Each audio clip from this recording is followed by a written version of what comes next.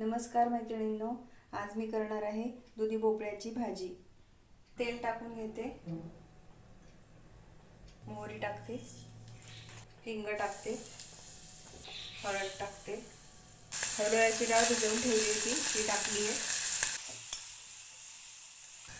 मिरची लसूण जिरं मिक्सरमधून फिरवलंय त्याची पेस्ट टाकते, धणे जिरे पावडर, भोपळा टाकते,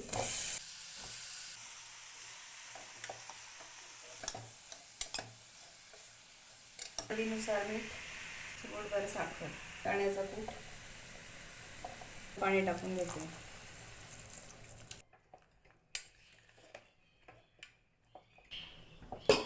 आता 2 शिट्ट्या करून घेऊ।